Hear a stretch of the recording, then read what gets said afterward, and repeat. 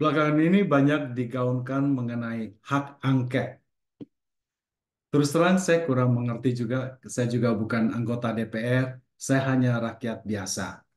Tapi yang saya tangkap dari hak angket ini, yaitu bahwa dari Nasdem, dari paslon dari 01 dan 03 mau uh, kira-kira mau menuduh 02 yang melakukan semua kecurangan, menuduh Pak Jokowi melakukan kecurangan. Biasanya orang yang menuduh kan menunjukkan bahwa dia adalah benar, dia adalah suci, dia tidak bersalah, dan menunjuk orang lain yang bersalah. Tapi pada kenyataannya, pada waktu saya pulang ke Surabaya, kebetulan saya naik ojek, kebetulan tukang ojeknya cerita. Nah, jadi mobil, ojek mobilnya cerita, pas sopirnya cerita.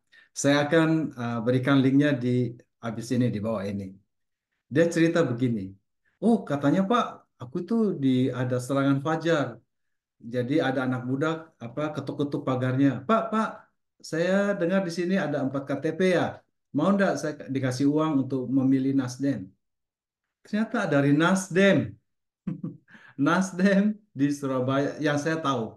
Karena saya baru dengar dari satu orang. Mungkin ada yang dari yang lain, tapi yang saya dengar dari cerita Pak Sopir ini ada 3 partai yang melakukan itu di Surabaya. Yang dia saksikan sendiri dapat 100.000 rupiah untuk satu KTP dari Nasdem. Jadi karena dia 4 orang, 4 KTP, dia dapat 400.000 rupiah untuk nyoblos Nasdem. Nah, sekarang saya bingung. Nasdem bilang bahwa dia akan mau masuk hak angket menyelidiki kecurangan. Saya bingung apakah politik daripada serangan fajar ini itu termasuk kecurangan atau tidak ya? At least saya tahu ini pasti bukan rekayasa karena Pak sopirnya ini juga tidak tahu kalau saya rekam. Saya diam-diam rekam dari belakang. Juga tidak apa-apa karena mukanya tidak kelihatan. Tapi yang jelas ceritanya ada bahwa dia itu didapat serangan fajar dari Nasdem. Dia bilang ya dia suruh untuk pilih caleg Nasdem ya saya di ini.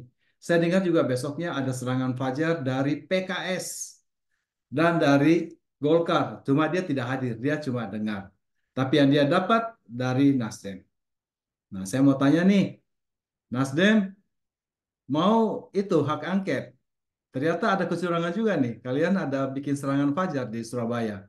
Apakah itu termasuk kecurangan atau enggak? Gitu. Saya enggak tahu ya dari PDIP, saya enggak tahu dari Gerindra karena saya tidak alami, saya tidak dengar. Tapi yang so far yang saya dengar itu dari ini. Tentu masyarakat yang lain juga punya cerita yang banyak. Dan apa yang orang akan pikirkan, kalian munafik. Menuduh orang 1 jari di sini, 4 jari menunjuk ke kalian gitu loh. Nah, jadi saya ragu-ragu bahwa uh, apa uh, saya tidak tahu apakah Nasdem dan yang lain akan mau ikut. Kayaknya PKB juga sudah mulai ragu-ragu. Caimin uh, diuntungkan dengan hal ini. Apa mau di itu, mau ditunda, mau di itu lagi, dinolkan lagi. Bisa nangis caleg-caleg yang gelontorkan uang ya, yang cukup banyak. 100.000 satu orang, berapa orang yang itu yang mau ditarget ya? Oke. Apakah mau dinolkan lagi? Bisa nangis para caleg-caleg ini ya. Saya terus terang ragu-ragu bahwa itu akan terjadi. Ya, saya saya rasa hak angket ini tidak akan terjadi. Ya, Mas Dev sendiri itu kok politik serangan fajar 100.000 rupiah satu orang. Ya, so itulah pendapat saya. Dan sekali lagi sudahlah. Nggak usah ribut-ribut. Aduh, saya kenapa sih mau diribut-ribut? Udah terima dengan satria. Jangan kayak Presiden Trump ya. Pergi 6 Januari, pergi demo di Capitol Hall. Apa mau mereka mau mau demo di di MPR.